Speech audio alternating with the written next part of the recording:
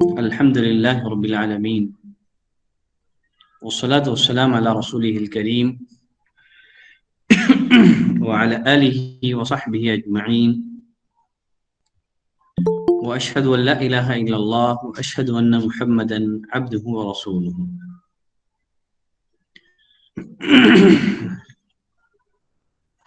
آج کی ہماری کلاس کا موضوع ہے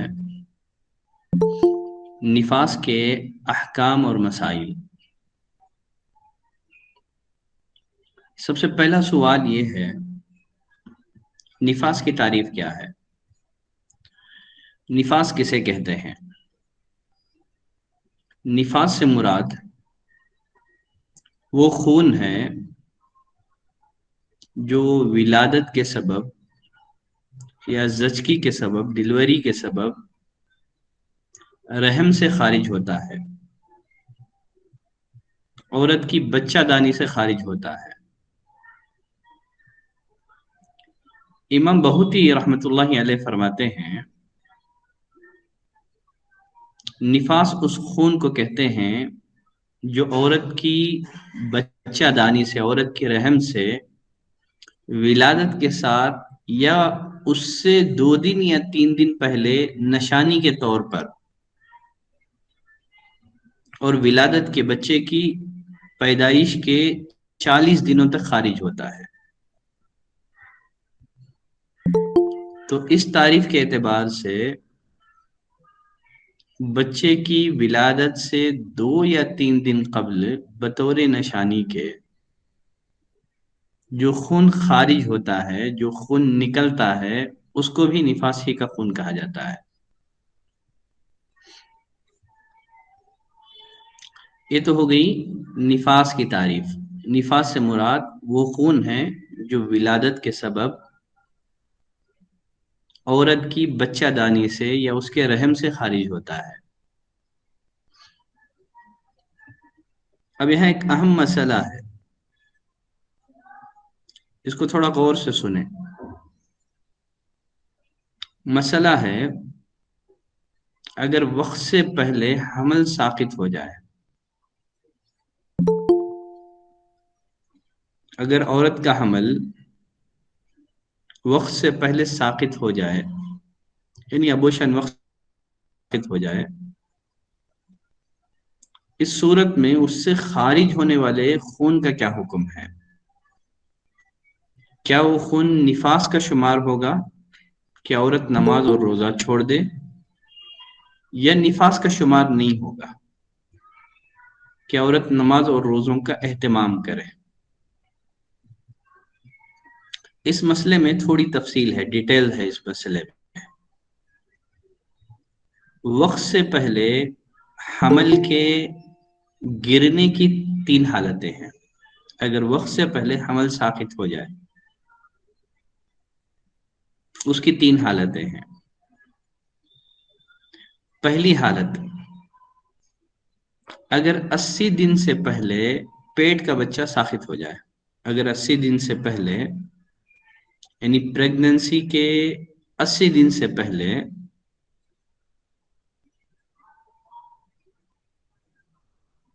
اگر بچہ ساقط ہو جائے، اس کے بعد آنے والا خون نفاس نہیں ہوگا، بلکہ وہ فاسد خون ہوگا، وہ جس میں وہ عورت نماز اور روزے کا اہتمام کرے گی، اور اس کا شوہر اس سے چاہے تو تعلقات بھی قائم کر سکتا ہے، جمع کر سکتا ہے۔ اس کی وجہ یہ ہے، 80 دن سے پہلے بچے کی شکل اور صورت ظاہر نہیں ہوتی ہے، واضح نہیں ہوتی ہے۔ تو وقت سے پہلے اگر حمل ساقط ہو جائے، حمل گر جائے، تو اس کی 3 حالتیں۔ پہلی حالت، اگر 80 دن سے پہلے پیٹ کا بچہ ساقط ہو جائے تو اس کے بعد آنے والا خون یہ نفاس کا خون نہیں ہوگا، وہ ایک فاسد خون ہوگا۔ عورت نماز اور روزوں کا اہتمام کرے گی۔ دوسری حالت تھی، جیسے شیخ صالح عثیمین رحمۃ اللہ علیہ جو استدلال کی ہیں وہ بھی واضح کر دیتا ہوں۔ شیخ صالح عثیمین رحمۃ اللہ علیہ فرماتے ہیں، شکل اور صورت ظاہر ہونے کی کم سے کم مدت 81 دن ہے۔ شکل اور صورت ظاہر ہونے کی کم سے کم مدت 81 دن ہے۔ انہوں نے عبداللہ بن مسعود رضی اللہ تعالیٰ عنہ کی حدیث سے استدلال کیا ہے۔ یہ حدیث ہم لوگ پہلے پڑھ چکے ہیں، جس میں نبی کریم صلی اللہ علیہ وسلم نے فرمایا ہر شخص اپنی ماں کے پیٹ میں 40 دن نطفے کی حالت میں رہتا ہے، پھر اسی مدت کے بقدر خون کا لوتھڑا رہتا ہے۔ تو یہ کتنے دن ہو گئے؟ 40 دن نطفے کی حالت میں رہتا ہے اور 40 دن علقے کی حالت میں رہتا ہے، خون کے لوتھڑا جمع ہوا خون اس کی حالت میں رہتا ہے۔ تو یہ ٹوٹل 80 دن ہو گئے۔ پھر اس کے بعد 40 دن مضغے کی حالت میں رہتا ہے، گوشت کا ٹکڑا مضغہ۔ وہ فرماتے ہیں 81 دن سے پہلے، یعنی 81 دن کے بعد شکل اور صورت اور انسانی ڈھانچہ بننا شروع ہو جاتا ہے۔ وہ فرماتے ہیں چنانچہ اگر پیٹ کا بچہ 80 دن سے پہلے گر جائے تو آنے والا خون نفاس شمار نہیں ہوگا۔ اس خون کا حکم ویسے ہی ہوگا جیسے کسی کو پیشاب کے خطرات ٹپکنے کی بیماری ہو۔ امید کہ مسئلہ سمجھ میں آ گیا ہوگا۔ اگر وقت سے پہلے حمل ساقط ہو جائے تو پہلی حالت یہ ہے کہ 81 دن سے پہلے وہ حمل گر جائے، ساقط ہو جائے، اور اس کے ساتھ جو خون خارج ہوگا، نکلے گا، اس کا حکم نفاس کا نہیں ہوگا، وہ ایک فاسد خون ہے۔ اس صورت میں عورت نماز روزوں کا اہتمام کرے گی۔ استدلال عبداللہ بن مسعود رضی اللہ تعالیٰ عنہ کی حدیث ہے، اس میں نبی کریم صلی اللہ علیہ وسلم نے فرمایا کہ بچہ ماں کے پیٹ میں 40 دن تک نطفے کی حالت میں رہتا ہے، 40 دن تک خون کے لوتھڑے کی حالت میں رہتا ہے، علقے کی حالت میں رہتا ہے۔ یہ تیسرا مرحلہ ہے مضغہ۔ یہاں سے گوشت بننا شروع ہوتا ہے 81 ڈیز کے بعد۔ تو یہ ہو گئے 40 دن، پھر اس کے بعد مضغہ بننا شروع ہوتا ہے 81 دن کے بعد سے۔ اگر 81 دن سے پہلے، یعنی نطفے کے مرحلے میں، علقے کے مرحلے میں، نطفے اور علقے کے مرحلے میں اگر عورت کا حمل ساقط ہو جائے، اس صورت میں خارج ہونے والا خون نفاس کا خون نہیں ہوگا، وہ ایک فاسد خون ہوگا۔ چلے یہ مسئلہ سمجھ لیے ہیں؟ اگر سمجھ لیے ہیں تو سب اشارہ کر دیں مجھے سمجھ گئے ہیں۔ بس ڈال دیں میسج، ہاں ہاں الحمدللہ بول کے میسج ڈال دیں، اگر مجھے اطمینان ہو تو پھر میں آگے بڑھوں گا۔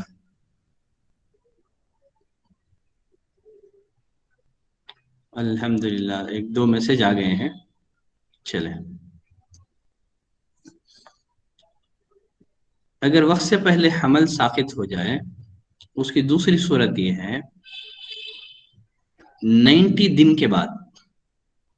ایک تو 81 دن سے پہلے اگر حمل گر جائے تو فاسد خون ہوگا، 90 دن کے بعد، 90 دن کے بعد پیٹ کا بچہ اگر ساقط ہو جائے تو اس کے بعد آنے والا خون نفاس کا شمار ہوگا، جس میں وہ نماز روزہ نہیں رکھے گی، اور اس کا شوہر اس سے تعلقات قائم نہیں رکھ سکتا، جماع نہیں کر سکتا یہاں تک کہ خون بند ہو جائے۔ تو 2 حالتیں ہو گئی، ایک 81 دن سے پہلے کی حالت جس میں بچہ رحم مادر میں نطفے کی حالت میں رہتا ہے اور علقے کی حالت میں رہتا ہے، ٹھیک ہے؟ یہ 2 صورتوں میں خارج ہونے والا خون نفاس کا نہیں ہوگا۔ اب پھر 90 دن کے بعد اگر بچہ ماں کے پیٹ میں 90 دن کمپلیٹ کر لے، 90 دن کے بعد اگر بچہ ماں کے پیٹ سے ساقط ہو جائے اور اس کے ساتھ جو خون نکلتا ہے رحم مادر سے، بچہ دانی سے، وہ خون نفاس ہی کا شمار ہوگا۔ عورت نماز نہیں پڑھے گی، نہ روزہ رکھے گی، نہ اس کا شوہر اس کے ساتھ تعلقات قائم کر سکتا ہے یہاں تک کہ خون بند ہو جائے، وہ غسل کر لے۔ تو ایک تو ہو گیا 81 دن سے پہلے کا اور 90 کے بعد کا۔ اب بچے کتنے؟ درمیان کے 10 دن، 81 سے لے کر کے 90، 81 ڈے سے لے کر کے 90۔ شیخ صالح عثیمین رحمۃ اللہ علیہ وہ فرماتے ہیں کہ اگر بچہ 81 یعنی 80 پر ایک دن کے بعد، 81 دن کے بعد اور 90 دن سے پہلے، 90 دن سے پہلے، 80 پر ایک دن کے بعد 90 دن سے پہلے ساخط ہو جائے، اس صورت میں دیکھا جائے گا بچے کی شکل و صورت ظاہر ہوئی ہے یا نہیں ہوئی ہے۔ چنانچہ اگر بچے کی شکل و صورت مثلا سر، پاؤں وغیرہ ظاہر ہو گیا ہو تو اس کے بعد نکلنے والا خون نفاس کا شمار ہوگا، اور عورت نماز اور روزہ نہیں رکھے گی، نماز روزے کا اہتمام نہیں کرے گی یہاں تک کہ خون بند ہو جائے۔ اور اگر اس بچے میں شکل اور صورت ظاہر نہ ہوں، انسانی خلقت ظاہر نہ ہوں، تب اس کے بعد نکلنے والا خون فاسد خون شمار ہوگا۔ اب شیخ صالح عثیمین رحمۃ اللہ علیہ نے 81 سے لے کر کے 90 یہ جو فرق کیا ہے، انہوں نے استدلال کس سے کیا ہے؟ وہ فرماتے ہیں اگر بچہ 80 پر ایک دن کے بعد، 81 دن کے بعد ساقط ہو تو اس بات کی تحقیق ضروری ہے آیا اس کی شکل و صورت ظاہر ہوئی تھی یا نہیں، کیونکہ اللہ تبارک و تعالیٰ نے سورۃ الحج آیت نمبر 5 میں مضغہ جو ہے اس کی 2 قسمیں بیان کی ہیں۔ جیسے اللہ نے فرمایا ثم من مضغۃ مخلقۃ وغیر مخلقۃ، مضغہ جو مخلقہ ہو غیر مخلقہ ہو، مخلقہ سے مراد وہ بچہ جس کی شکل و صورت واضح ہو چکی ہو، ظاہر ہو چکی ہو، غیر مخلقہ سے مراد وہ بچہ ہے جس کی شکل و صورت ظاہر نہیں ہوئی ہو۔ تو مضغہ میں ایک تو علقے کے مرحلے میں، نطفے کے مرحلے میں، علقے کے مرحلے میں جو خون خارج ہوگا وہ تو نفاس کا نہیں ہوگا، پھر اس کے بعد 90 دن کے بعد جو خون خارج ہوگا وہ نفاس کا خون ہی ہوگا۔ بچہ درمیان میں 81 سے لے کر کے 90، 81 سے لے کر کے 90 10 دن اس صورت میں دیکھا جائے گا، اگر بچہ نکل گیا ہے، ساخط ہو جائے، دیکھا جائے گا کیا انسانی خلقت نمایاں ہو چکی ہے، اس کی شکل و صورت ظاہر ہو چکی ہے یا نہیں ہے۔ ظاہر ہو چکی ہو تو پھر اس کے ساتھ نکلنے والا خون نفاس کا ہوگا، اگر بچے کی شکل و صورت ظاہر نہیں ہوئی ہے تب ایسی صورت میں وہ نفاس کا خون نہیں ہوگا، وہ ایسے ہی فاسد خون یا استحاضے کا خون ہوگا۔ تو نفاس کی تعریف ہو گئی، اور ساتھ ہی ساتھ اگر حمل وقت سے پہلے ساقط ہو جائے، گر جائے، اور اس کے ساتھ جو خون خارج ہو، کیا وہ خون نفاس کا ہوگا یا نہیں ہوگا، اس کی 3 حالتیں میں نے بیان کر دی ہیں۔ 81 دن سے پہلے اگر ساقط ہو تو وہ نفاس کا خون نہیں ہوگا، وہ استحاضے کا خون ہوگا، فاسد خون ہوگا۔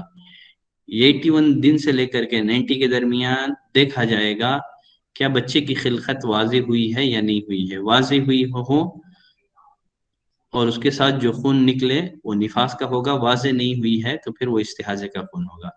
تیسری صورت یہ ہے کہ 90 دن کے بعد اگر بچہ گر جائے، اس کے ساتھ جو خون نکلتا ہے وہ نفاس کا خون ہی ہوگا۔ عموماً 90 دن کے بعد رحم مادر میں، عورت کی بچہ دانی میں، عورت کی شکل و صورت، بچے کی شکل و صورت واضح ہو جاتی ہے، بچے کی شکل و صورت واضح ہو جاتی ہے۔ چلیں اب ہم تھوڑا سا آگے بڑھتے ہیں۔ نفاس کی مدت کتنی ہے؟ نفاس کی کم سے کم مدت اور زیادہ سے زیادہ مدت کتنی ہے؟ نفاس کی کم سے کم کوئی مدت نہیں ہے، نفاس کی کم سے کم کوئی مدت نہیں ہے، چنانچہ اگر کوئی عورت زچگی کے بعد، ڈلیوری کے بعد 2 یا 3 دن ہی گزرے تھے کہ وہ پاک صاف ہو گئی، اگر کوئی عورت زچگی کے چند دنوں بعد ہی اگر وہ پاک صاف ہو جائے تو اس پر لازم ہے کہ وہ غسل کرے اور نماز اور روزوں کا اہتمام کرے۔ شیخ صالح عثیمین رحمۃ اللہ علیہ فرماتے ہیں وضع حمل کے بعد یعنی ڈلیوری کے بعد جب بھی عورت پاک اور صاف ہو جائے، چاہے ایک دو دن بعد ہی پاک ہو جائے، ایک یا دو دن بعد ہی پاک ہو جائے، اس پر نماز فرض ہوگی۔ اگر رمضان کا مہینہ ہو تو وہ روزے بھی رکھے گی، یا تو پھر وہ کفارہ دے دے، جیسے کہ یہ مسئلہ تو ہم لوگ پڑھ چکے ہیں۔ اور ساتھ ہی اس کا خاوند اس کے ساتھ تعلق بھی قائم کر سکتا ہے۔ تو معلوم ہوا کہ نفاس کی کم سے کم کوئی مدت نہیں ہے۔ ڈلیوری کے بعد جب بھی خون رک جائے، چاہے 2 دن کے بعد رکے، چاہے 3 دن کے بعد رکے، چاہے چند دنوں کے بعد رکے، جب بھی خون رک جائے عورت غسل کرے گی، نماز کا اہتمام کرے گی۔ خون رک گیا ہو تب بھی وہ 40 دن تک ویٹ کر رہی ہے، غلط ہیں ایسی خواتین، ایسی بہنیں غلطی پر ہیں۔ تو جب بھی خون رک گیا تو غسل کرے گی اور جو اسلامی عبادتیں ہیں ان کا اہتمام کرے گی۔ یہ ایک مسئلہ اور ایک ذہن میں رکھیں، اگر نفاس والی عورت کا خون 40 دن سے پہلے رک گیا، اس نے غسل کر کے نماز اور روزہ رکھنا شروع بھی کر دیا، پھر 40 دن سے پہلے اس کا خون دوبارہ شروع ہو گیا، 40 دن سے پہلے دوبارہ خون شروع ہو گیا، اب اس خون کا کیا حکم ہے؟ تو اہل علم فرماتے ہیں صحیح قول کے مطابق یہ خون بھی نفاس ہی کا شمار ہوگا، پھر سے وہ نماز روزے سے رک جائے گی، اور پہلے اس نے جو نماز پڑھی تھی، جو روزے رکھے تھے، وہ درست اور صحیح ہوں گے، ان کی قضا وہ نہیں دے گی۔ تو معلوم ہوا کہ نفاس کی کم سے کم مدت کی تعین نہیں ہے، جب بھی عورت پاک ہو جائے وہ غسل کرے گی، نماز روزوں کا اہتمام کرے گی۔ اگر نفاس والی عورت کا خون 10 دن کے بعد یا 40 دن کے بعد 10 دن کے بعد رک گیا، اگر نفاس والی عورت کا خون 10 دن کے بعد رک گیا، اس نے غسل کیا، نماز بھی شروع کر دیا، پھر 20ویں دن پھر خون شروع ہو گیا، یہ جو 20ویں دن جو خون شروع ہوا ہے اس کا کیا حکم ہے؟ تو اہل علم فرماتے ہیں 40 دن سے پہلے جو بھی خون آئے گا وہ نفاس ہی کا شمار ہوگا، وہ نفاس ہی کا خون مانا جائے گا، تو پھر دوبارہ وہ نماز روزے سے رک جائے گی جب تک کہ وہ پاک اور صاف نہ ہو جائے۔ تو یہ ہو گیا پہلا مسئلہ، نفاس کی کم سے کم مدت کتنی ہے؟ کم سے کم کوئی مدت نہیں ہے۔ اب دوسرا مسئلہ یہ ہے نفاس کی زیادہ سے زیادہ مدت کیا ہے؟ نفاس کی زیادہ سے زیادہ مدت میں علماء میں اختلاف پایا جاتا ہے۔ ایک قول یہ ہے کہ نفاس کی زیادہ سے زیادہ مدت 40 دن ہے، 40 دن کے بعد بھی اگر خون آتا رہے تو وہ استحاضے کا خون، وہ فاسد خون ہوگا، عورت غسل کر کے نماز روزوں کا اہتمام کرے گی۔ اور دوسرا قول یہ ہے کہ نفاس کے خون کی زیادہ سے زیادہ کوئی حد مقرر نہیں ہے، بچے کی ولادت کے بعد، ڈلیوری کے بعد آنے والا خون وہ نفاس ہی شمار ہوگا، خون رکنے تک وہ نماز نہیں ادا کرے گی۔ تو پہلا قول یہ ہے کہ 40 دن تک ہی نفاس کا خون ہے، 40 دن کے بعد جو خون آئے گا وہ فاسد خون ہے، وہ استحاضہ کا خون ہے۔ دوسرا قول یہ ہے کہ ولادت کے بعد جو بھی خون آئے گا، جب تک خون نہ رکے، بچے کی ڈلیوری کے بعد جو بھی خون آتا ہے، جب تک آتا ہے وہ نفاس ہی کا خون مانا جائے گا۔ اس کے علاوہ بھی اقوال ہیں، اب ان دونوں قول میں راجح قول کون سا ہے؟ راجح موقف اس بارے میں یہ ہے کہ نفاس کی زیادہ سے زیادہ مدت 40 دن ہے، بچے کی ولادت کے بعد، ڈلیوری کے بعد 40 دن کے بعد بھی اگر خون جاری ہے تو وہ نفاس کا خون نہیں ہے، وہ 40 دن ختم ہونے کے ساتھ ہی عورت غسل کرے گی، پھر وہ نماز روزوں کا اہتمام کرے گی۔ تو راجح موقف 40 دن کا ہی ہے۔ دلیل کیا ہے؟ ام سلمہ رضی اللہ تعالیٰ عنہ فرماتی ہیں، سنن نبی داؤد کی روایت ہے، कानत النفساء تجلس على عهد رسول الله صلی اللہ علیہ وسلم 40 یوما، رسول اللہ صلی اللہ علیہ وسلم کے دور میں نفاس والی عورتیں 40 دن تک بیٹھتی تھی. 40 دن کے بعد نہیں ہے، 40 دن تک بیٹھتی تھی. امام ترمذی رحمۃ اللہ علیہ وہ فرماتے ہیں اہل علم کا اتفاق ہے کہ نفاس والی عورتیں 40 دنوں تک نماز چھوڑے رکھیں گی، الا ایک کہ اس سے پہلے پاکی دیکھ لے تو وہ غسل کرے گی اور نماز پڑھے گی. اگر 40 دن کے بعد بھی خون دیکھے تو اکثر اہل علم کے قول کے مطابق 40 دن کے بعد نماز نہ چھوڑیں، غسل کر کے نماز پڑھیں. ہمارے ہندوستان کے ایک بہت بڑے عالم علامہ شمس الحق عظیم آبادی، جن کی سنن نبی داؤد کی شرح عرب ممالک میں پڑھائی جاتی ہے، عون المعبود، انہوں نے ابو داؤد کی شرح لکھی ہے عون المعبود کے نام سے. وہ فرماتے ہیں اس مسئلے میں صحیح اور دلیل کے اعتبار سے مضبوط بات یہ ہے کہ نفاس کی اکثر مدت 40 دن ہے، کم کی کوئی حد نہیں ہے. چنانچہ جب بھی عورت کا خون بند ہو جائے وہ پاک کے حکم میں ہے، وہ نماز پڑھے گی. تو معلوم ہوا کہ زیادہ سے زیادہ مدت 40 دن ہے. 40 دن کے بعد بھی اگر کسی عورت کو خون جاری رہے تو وہ نفاس کا خون نہیں ہے، وہ استحاضے کا خون ہے، وہ فاسد خون ہے. 40 دن کے بعد عورت غسل کر کے نماز روزوں کا اہتمام شروع کر دے گی. یہاں ایک فائدہ آپ ذہن میں رکھیں، نفاس کی مدت پوری ہونے کے بعد یعنی 40 دن کمپلیٹ ہونے کے بعد آنے والا خون اگر حیض کے ایام میں آ رہا ہو تو وہ حیض کا خون ہے. عورتوں کو عادت معلوم ہوتی ہے اپنے حیض کی، فلاں فلاں تاریخ کو مجھے حیض آتا ہے.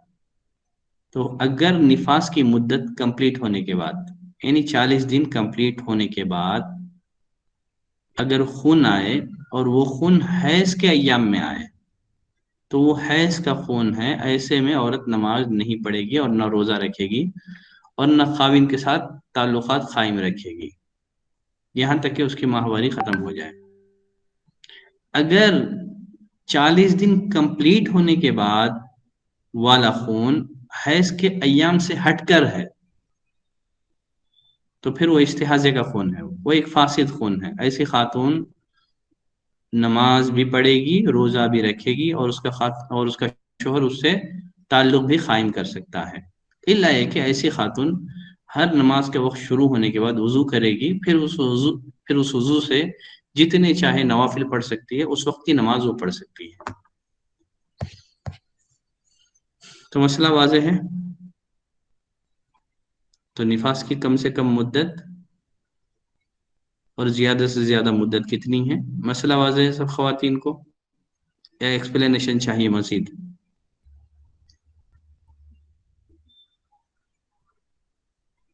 چلیں اگر سمجھ گئے ہیں تو میسج ڈال دیں، آگے بڑھ جاؤں گا. الحمدللہ ٹھیک ہے، الحمدللہ. کیونکہ تھوڑا مسائل پیچیدہ ہیں، آپ وہ جتنا غور سے سمجھیں گی سمجھ میں آ جائے گا. تھوڑا سا غفلت کریں گے تو پھر مسائل سمجھنے میں مشکل ہوگی. بڑی پیچیدہ مسائل ہیں، خاص کر عورتوں کے جو مسائل ہیں، حیض کے ہو چاہے نفاس کے ہوں، بڑے پیچیدہ مسائل. اب چلیں آگے بڑھتے ہیں. یہاں ایک مسئلہ یہ رہ جاتا ہے، اگر کوئی عورت، جیسے میں بولا کہ 40 دن کے بعد جو خون آتا ہے وہ نفاس کا نہیں ہے، وہ استحاضے کا خون ہے، وہ ایک فاسد خون ہے. اگر کوئی عورت لا علمی سے 40 دن کے بعد، 40 دن کے گزرنے کے بعد اگر کوئی عورت لا علمی سے 40 دن گزرنے کے بعد نماز نہیں پڑھی تھی، پھر اسے علم ہو گیا، معلوم ہو گیا، صحیح مسئلہ وہ جان گئی، تب ایسی صورت میں کیا کرے گی؟ وہ روزوں کی قضا، وہ ان نمازوں کی قضا دے گی کہ نہیں دے گی؟ سوال سمجھ رہے ہیں نا؟ 40 دن کے بعد آنے والا خون یہ استحاضے کا خون ہے۔ اگر کوئی عورت لا علمی کی وجہ سے اسے یہ مسئلہ معلوم نہیں تھا کہ 40 دن کے بعد غسل کر کے نماز پڑھنا ہے، وہ تو یہی سمجھ رہی تھی جب تک خون جاری ہے، جب تک خون آتا رہے گا وہ نفاس کا ہی خون ہے، وہ چاہے 60 دن آئے چاہے 70 دن آئے۔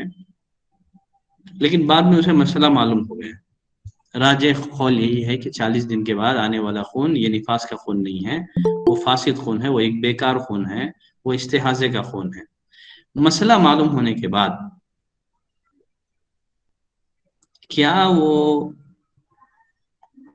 چھوٹے ہوئے نمازوں کی قضا دے گی کہ نہیں دے گی؟ تو اس کا جواب ہے، شیخ الاسلام ابن تیمیہ رحمۃ اللہ علیہ فرماتے ہیں، اگر مستحاضہ والی عورت کافی عرصے تک نماز نہ پڑھے اور یہ سمجھتے ہوئے کہ اس پر نماز فرض ہی نہیں ہے، اور وہ مستحاضے کے خون کو حیض اور نفاس کا خون ہی سمجھ رہی تھی، تو اس پر نماز کی قضا سے متعلق فرماتے ہیں اہل علم کے دو اوپینین ہیں اس بارے میں۔ ایک یہ کہ اس پر قضا نہیں ہے، انہوں نے دلیل پکڑی ہے، ایک عورت نبی کریم صلی اللہ علیہ وسلم کے پاس آئی، آ کر کے کہنے لگی، اللہ کے رسول مجھے کثرت سے حیض آتا ہے اور اس کی وجہ سے میں نماز نہیں پڑھ سکتی، روزہ نہیں رکھ سکتی۔ تو نبی کریم صلی اللہ علیہ وسلم نے اس عورت کو فیوچر میں کیا کرنا ہے بتایا، کہ ایسے ایسے کرو، اتنے دنوں تک ہر ماہ تمہیں اتنے دن نماز روزہ چھوڑ دو، پھر اس کے بعد غسل کر کے نماز پڑھو۔ اس حدیث میں نبی کریم صلی اللہ علیہ وسلم نے اس عورت کو پاسٹ کے بارے میں آپ نے کچھ بھی نہیں بتایا، یہ نہیں فرمایا کہ تم جو تمہارے پہلے جو تم نے کیا ہے ان کی خطا دو، آپ نے کچھ نہیں فرمایا ہے۔ تو اس حدیث سے استدلال کرتے ہوئے شیخ صالح عثیمین رحمۃ اللہ علیہ بھی فرماتے ہیں، ہلو بند کر دیں، شیخ صالح عثیمین رحمۃ اللہ علیہ فرماتے ہیں کہ افضل یہ ہے کہ قضا کر دے، اگر قضا نہ بھی دے کوئی عورت جہالت کی وجہ سے، اسے مسئلہ معلوم نہیں تھا، تب بھی کوئی حرج نہیں ہے، اس لیے کہ نبی کریم صلی اللہ علیہ وسلم نے مستحاضہ والی عورت کو نمازوں کی قضا کا حکم نہیں دیا، جس نے آ کر کے کہا تھا کہ اللہ کے رسول مجھے شدید ترین حیض آتا ہے، تو آپ نے فرمایا نہیں، یہ حیض نہیں ہے، یہ استحاضے کا خون ہے۔ تو آپ صلی اللہ علیہ وسلم نے اس عورت کو نمازوں کی قضا کا حکم نہیں دیا، بلکہ یہ کہا کہ ہر ماہ 6 یا 7 دن حیض کے گزارو اور مہینے کے بقیہ ایام میں نماز پڑھو، آپ نے یہ تعلیم دی، پاس کے بارے میں کچھ بھی نہیں بتایا کہ نمازوں کی قضا کرو یا نہیں کرو۔ تو خلاصہ یہ ہے کہ بہتر ہے، ممکن ہے کہ سوال پوچھنے میں اس میں اس کی غفلت بھی ہو، سستی بھی ہو، بہتر یہ ہے کہ قضا دے دے مسئلہ معلوم ہونے کے بعد۔ اگر نہ بھی دے تب بھی انشاءاللہ کوئی حرج نہیں ہے، تب بھی کوئی حرج نہیں ہے، افضل یہ ہے، بہتر یہی ہے کہ ایسی عورت نمازوں کی قضا دے دے، اس لیے کہ اس نے مسئلہ پوچھنے میں تاخیر کی، دیر کی۔ مسئلہ واضح ہے سب کو؟ ہیں سب سمجھ گئے ہیں تو میسج ڈال دو، آگے بڑھوں گا۔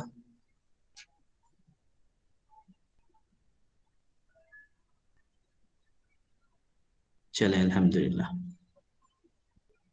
اب ہم آگے بڑھتے ہیں استحاضے سے متعلق اور ایک مسئلے کی طرف۔ مسئلہ یہ ہے، عورت نفاس کے ختم ہونے کو کیسے جانے؟ حیض اور نفاس کی حالت میں پاکیزگی کو کیسے جانے، یا نفاس کے ختم ہونے کی علامت کیا ہے، اسی طرح حیض کے ختم ہونے کی علامت کیا ہے، عورت کو کیسے پتا چلے کہ وہ پاک ہو گئی ہے؟ حیض یا نفاس کی حالت میں پاکیزگی، طہارت کی دو علامتیں ہیں، ان دو علامتوں سے ان کے طہر کی پہچان ہو سکتی ہے کہ عورت پاک ہو گئی ہے، اب اس کا خون رک گیا ہے. وہ دو علامتیں کیا ہیں؟ انہی دو علامتوں سے عورت اپنے حیض اور نفاس کے اینڈنگ کو جان سکتی ہے. پہلی علامت ہے سفید پانی نکلنا، جسے القصہ البیضاء کہا جاتا ہے. پہلی علامت سفید پانی نکلنا. صحابیات سیدہ عائشہ رضی اللہ تعالیٰ عنہ کے پاس لکڑی کی ڈبیا میں روئی رکھ کر بھیجتی تھی، جس میں خون حیض کی زردی لگی ہوئی ہوتی تھی، اور آپ سے نماز کے بارے میں سوال کرتی، کیا وہ اب پاک ہوئی ہیں یا نہیں ہوئی ہیں؟ تو سیدہ عائشہ رضی اللہ تعالیٰ عنہ فرماتی، لا تعجلنا، تم غسل میں جلدی مت کرو، یہاں تک کہ سفید پانی دیکھ لو، یہاں تک کہ سفید پانی دیکھ لو. دیکھیں اللہ اکبر، کیسی خواتین تھی، کیسے مسائل دریافت کرتی تھی. لکڑی کی ڈبیا میں روئی رکھ کر بھیجتی تھی، جس میں خون حیض کی زردی لگی ہوتی تھی، اس میں پیلا پن ہوتا تھا. تو سیدہ عائشہ رضی اللہ تعالیٰ عنہ فرماتی ہیں، جلدی مت کرو، جلدی مت کرو، یہاں تک کہ تم سفید پانی کو دیکھ لو. علامہ ابن حجر رحمۃ اللہ علیہ فرماتے ہیں، سفید پانی جو حیض کے ختم ہونے پر رحم سے نکلتا ہے، حیض کے ختم ہونے پر رحم سے یا بچہ دانی سے نکلتا ہے. تو عورت اپنے حیض اور نفاس کے اینڈنگ کو کیسے جانے؟ پہلی علامت سفید پانی کا نکلنا، اور دوسری علامت ہے خشکی. خشکی کو جاننے کا طریقہ یہ ہے کہ عورت اپنی شرمگاہ میں روئی یا کپڑے کا ٹکڑا داخل کرے اور اسے نکالنے پر اسے خشک پائے، نہ اس میں لال پن ہے، نہ پیلا پن ہے، نہ مٹیالہ رنگ ہے، کچھ بھی نہیں ہے، خشک ہے. تو یہ حیض اور نفاس کے خون کے ختم ہونے کی علامت ہے. تو دو علامتیں ہیں، ایک سفید پانی دیکھیں، اگر عورت اپنی شرمگاہ پر روئی یا کپڑا کا ٹکڑا ڈال کر کے نکالے، اگر سفید پانی بھی نکل گیا تو اس بات کی دلیل ہے کہ عورت حیض اور نفاس سے پاک ہو گئی ہے. یا ایک دم خشک نکلا، نہ اس میں سفیدی ہے، نہ زردی ہے، نہ مٹیالہ رنگ ہے، نہ لال رنگ ہے، تو یہ بھی اس بات کی علامت ہے کہ عورت اب حیض اور نفاس سے پاک ہو چکی ہے. تو دو علامتیں ہیں جن سے عورت اپنے حیض اور نفاس کی طہر کو جان سکتی ہے، اینڈنگ کو جان سکتی ہے. ایک سفید پانی کا نکلنا، اور دوسرا ہے خشکی، سوکھا پن، خشکی، سوکھا پن. اگر ان دونوں میں سے کوئی علامت پائی جائے تو اس کا مطلب یہ ہے کہ عورت کا خون حیض اور خون نفاس یہ رک گیا ہے، عورت خون حیض سے یا خون نفاس سے پاک ہو گئی ہے. یہاں ایک مسئلہ ہے، گرچہ اس کا بھی پہلے ہی سے تعلق ہے، لیکن میں اس کو تھوڑا الگ کر کے سپریٹ کر کے پڑھا دیتا ہوں. عورت کی شرم گاہ سے پیلے یا مٹیالے رنگ کے پانی کا کیا حکم ہے؟ پیلے یا مٹیالے رنگ کے پانی کا کیا حکم ہے؟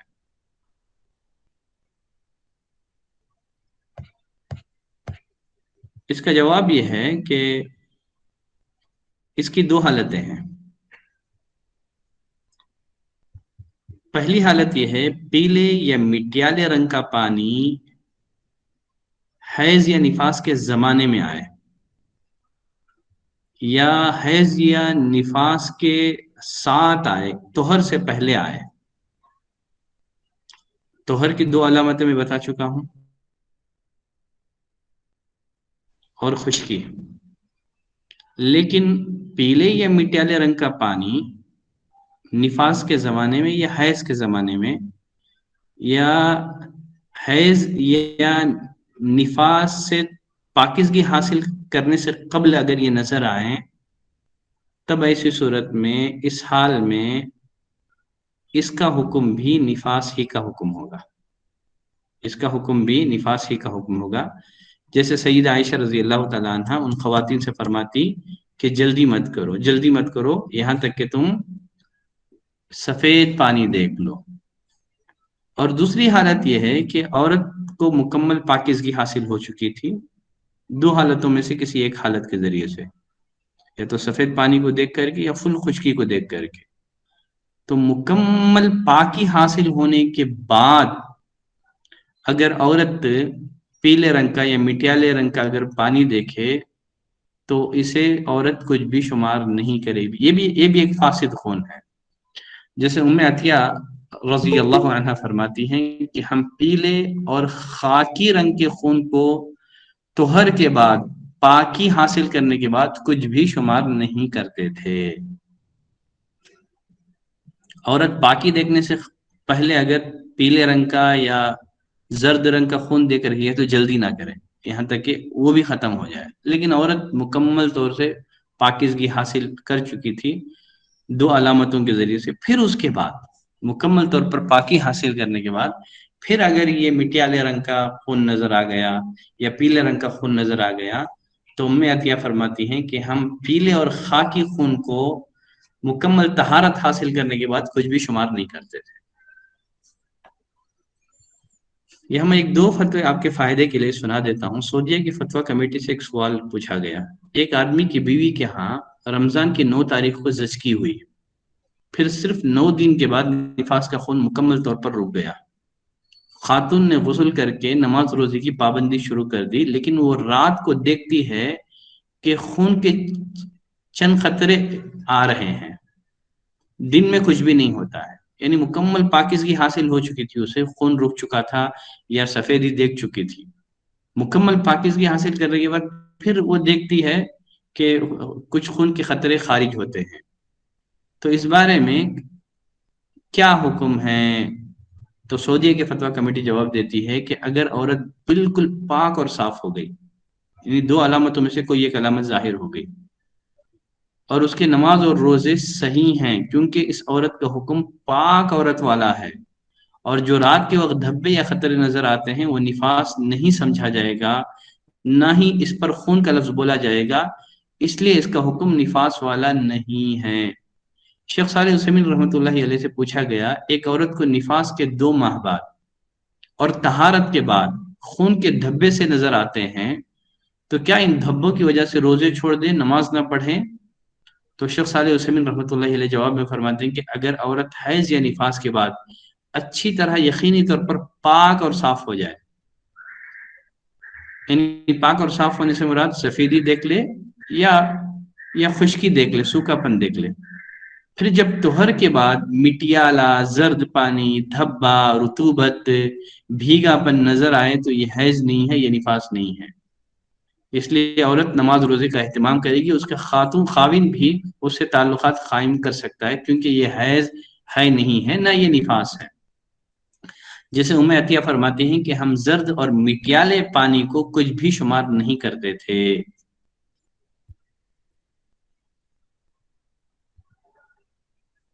ٹھیک ہے، مسئلہ واضح ہو گیا ہے؟ مسئلہ واضح ہے سب بہنوں کو؟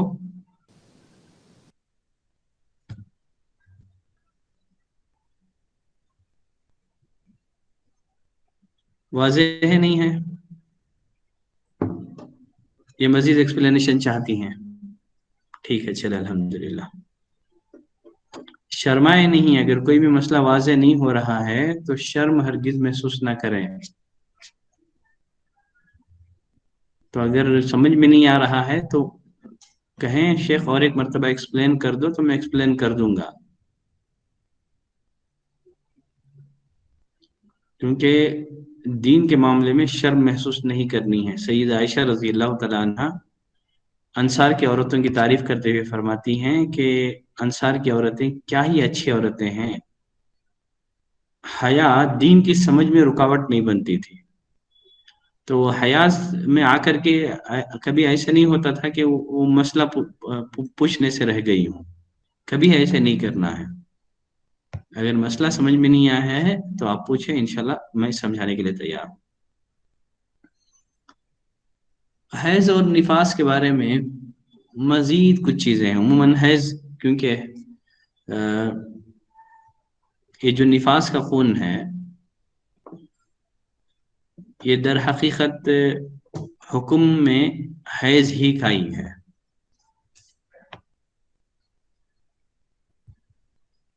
امام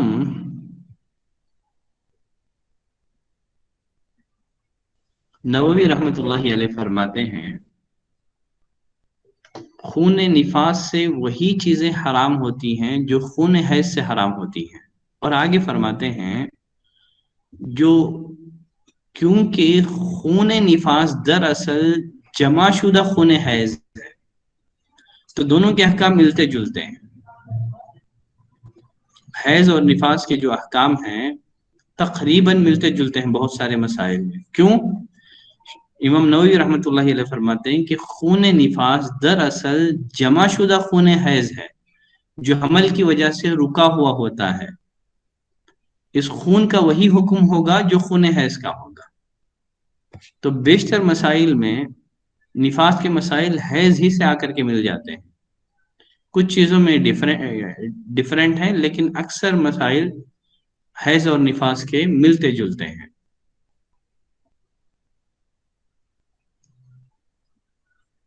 اب یہاں ایک مسئلہ ہے، لاسٹ مسئلہ، پھر مزید نفاس کے بارے میں اگلے کلاس میں کل میں اس پر ڈسکس کروں گا، مزید کچھ باتیں ہیں رہ گئی ہیں۔ نفاس والی عورتیں کون سے کام کر سکتی ہیں اور کون سے کام نہیں کر سکتی ہیں، ان کے حق میں جائز امور کیا ہیں اور ناجائز امور کیا ہیں، یہاں بھی آ کر کے نفاس کے مسائل حیض کے مسائل میں کی جاتے ہیں۔ ایک مسئلہ آج کے درس اسی پر میں ختم کرتا ہوں۔ غسل نفاس کا طریقہ کیا ہے؟ غسل نفاس، غسل جنابت اور غسل حیض، ان تینوں کا سیم طریقہ ہے۔ غسل جنابت میاں بیوی سے تعلق قائم کرنے کے بعد جو غسل کیا جاتا ہے وہ غسل جنابت ہے۔ غسل جنابت ہو چاہے غسل حیض ہو یا غسل نفاس ہو، سیم طریقہ ہے ان تینوں غسل کا۔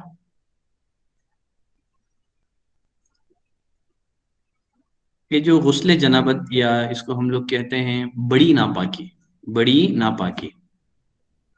بڑی ناپاکی سے پاکی حاصل کرنے کے دو طریقے ہیں، یا غسل کے دو طریقے ہیں۔ بڑی ناپاکی سے پاکی حاصل کرنے کے دو طریقے ہیں۔ پہلا طریقہ ہے کفایت کرنے والا طریقہ، اگر اتنا کر دے تو غسل ہو جائے گا۔ اور ایک ہے مکمل اور مستحب طریقہ، اگر آپ مکمل اور مستحب طریقہ فالو کریں گے تو آپ کو مزید ثواب ملے گا، نیکیاں ملیں گی۔ سب سے پہلے کفایت کرنے والا طریقہ کیا ہے؟ اگر کوئی عورت اتنا کر لیں، کوئی مرد اتنا کر لیں تو اس کا غسل ہو جاتا ہے۔ جو کفایت کرنے والا، جو کافی طریقہ ہے، در حقیقت جو غسل اس کے دو رکن ہیں، غسل کے دو رکن ہیں۔ پہلا رکن ہے نیت۔ اگر کوئی عورت غسل سے پہلے نیت کر لیں کہ یہ غسل حیض ہے یا نفاس ہے، جنابت ہے، تو کافی ہے۔ ایک پہلا رکن ہے نیت کرنا، جنابت یا حیض یا نفاس سے پاکی حاصل کرنے کی نیت کریں۔ اور دوسرا رکن ہے اپنے سارے جسم پر پانی بہانا، بالوں کی جڑوں کو اچھی طرح تر کرنا، پورے جسم پر پانی بہانا، جسم کا کوئی حصہ خشک نہ رہ جائیں، اور بالوں کی جڑوں تک پانی پہنچانا۔ اگر اتنا ہو گیا تو غسل ہو گیا۔ یہ کفایت کرنے والا غسل ہے۔ نیت کر لیں اور پورے جسم پر پانی بہا دیں تو غسل ہو گیا، چاہے غسل جنابت ہو، چاہے غسل حیض ہو، چاہے غسل نفاس ہو۔ شیخ صالح عثیمین رحمۃ اللہ علیہ الشرح الممتع میں فرماتے ہیں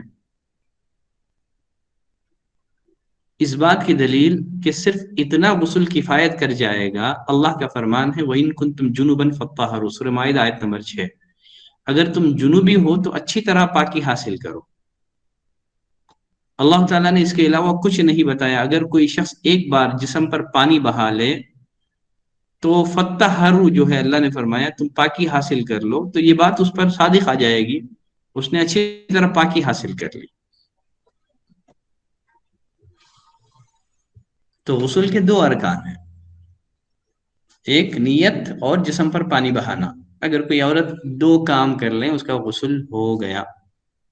طائف سے کچھ لوگ نبی کریم صلی اللہ علیہ وسلم کے پاس آئے، کہا اللہ کے رسول ہم لوگ سرد علاقے میں رہتے ہیں، غسل واجب ہو گیا تو کتنا کافی ہوگا؟ رسول اللہ صلی اللہ علیہ وسلم نے فرمایا میں تو چلو لے کر کے اپنے جسم پر پانی بہا لیتا ہوں، اتنا کافی ہے. عورت پانی لی، جسم پر بہا لی اور اچھی طرح بالوں کو بھگا دی، جسم کا کوئی حصہ خشک نہیں ہے، ہو گیا غسل. نیت اور جسم پر پانی بہانا.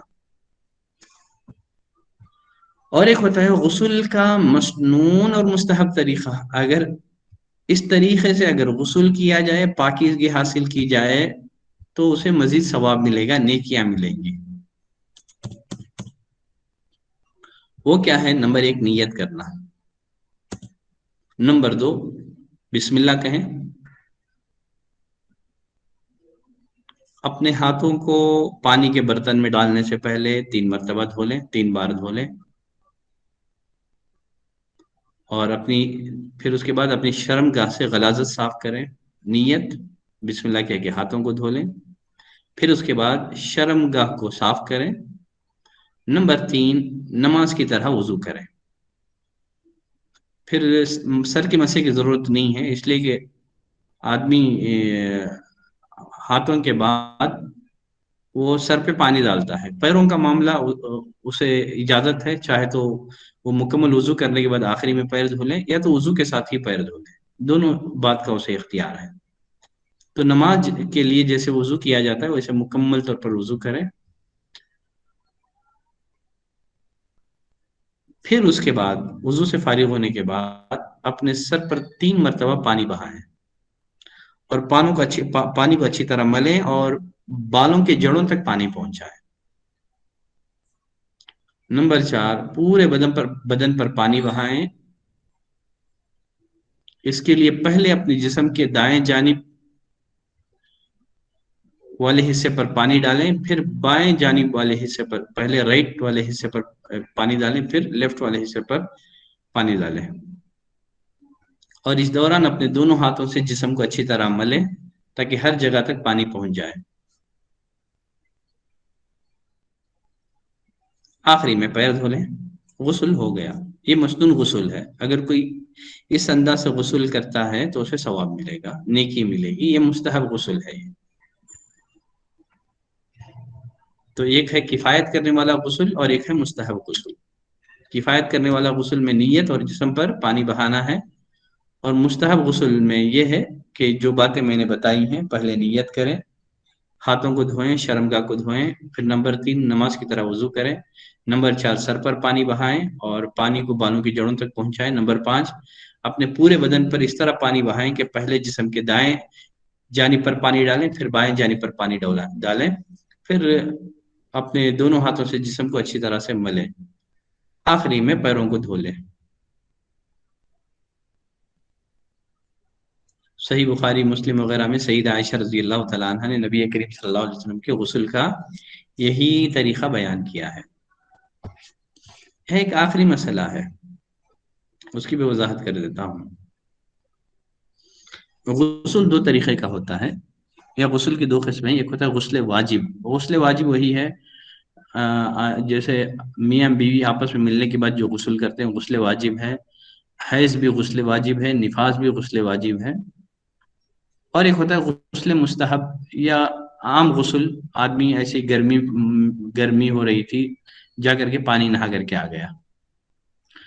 جو غسل واجب کہلاتا ہے. جمعہ کا دن کا جو غسل ہے صحیح قول کے مطابق غسل واجب نہیں ہے، غسل مستحب ہے. اگر غسل واجب ہو، اگر غسل واجب ہو، حیض، نفاس، جنابت، جمع، ہم بستری سے جو غسل واجب ہوتا ہے اس کو غسل واجب کہتے ہیں. اگر غسل واجب کیا جائے اگر دوران غسل وضو نہ بھی کیا جائے تو اس غسل سے نماز پڑھی جا سکتی ہے، اگر غسل واجب ہو۔ بہتر یہی ہے کہ آپ سنت کے مطابق غسل کریں، بعد میں جا کر کے نماز پڑھیں۔ لیکن اگر غسل واجب ہو، کیونکہ شیخ صالح عثیمین رحمۃ اللہ علیہ اسی آیت سے استدلال کرتے ہوئے فرماتے ہیں، اللہ نے فرمایا اگر جنوبی ہو نماز کے لیے پاکیزگی حاصل کرو۔ پاکیزگی کیا ہے؟ جسم پر پانی بہا لیے پھر جا کر کے نماز پڑھ سکتے ہیں، اتنا ہی اللہ نے حکم دیا ہے، وضو کا حکم نہیں دیا ہے۔ تو حیض، نفاس، پھر اسی طرح ہم بستری کے بعد جو غسل کرتے ہیں، اگر دوران غسل وضو نہ بھی کیا جائے تو اس سے نماز پڑھی جا سکتی ہے۔ شیخ البانی رحمۃ اللہ علیہ نے جو حدیث میں نے پڑھی، طائف والے لوگ کچھ آئے، ہم لوگ سرد علاقے میں رہتے ہیں، کیا کریں، کتنا کریں؟ رسول اللہ نے فرمایا کہ میں بس اپنے جسم پر پانی بہا لیتا ہوں، جا کر کے نماز پڑھتا ہوں۔ تو اگر غسل واجب ہو، نیت کر کے جسم پر پانی بہا لیا جائے، اگر دوران غسل وضو نہ بھی کیا جائے تو نماز پڑھ سکتے ہیں۔ بقیہ جو ایسی جنرل غسل ہے، یا جمعہ کا غسل ہے، یا گرمی ہو رہی تھی آپ نے جو ہے پانی نہایا ہے، آپ ایسے نہانے سے جا کر کے نماز پڑھنا چاہے تو نہیں پڑھ سکتے، جب تک کہ آپ نماز کی نیت سے مکمل جو مسنون طریقہ ہے اس کے مطابق وضو نہ کریں، وضو اچھی طرح سے کر لیں، پھر اس کے بعد نماز پڑھیں۔ غسل واجب میں ضروری نہیں ہے وضو کرنا، لیکن جو مستحب ہے، بقیہ ایسے ہی جو عادی غسل ہے، اس صورت میں ضروری ہے کہ آپ سنت کے مطابق وضو کریں، پھر اس کے بعد ہی نماز پڑھیں۔ اگر کوئی نماز پڑھتا ہے اس کی نماز نہیں ہوگی۔ چلے آج کے لیے میں سمجھتا ہوں اتنی گفتگو کافی ہے۔ اگر آج کے درس سے ہی ریلیٹڈ اگر کسی بہن کے پاس کوئی سوال ہو تو اپنا سوال پوچھ سکتے ہیں۔ چلے، سبحانک اللہم و بحمدک، اشہد ان لا الہ الا انت، استغفرک و اتوب الیک۔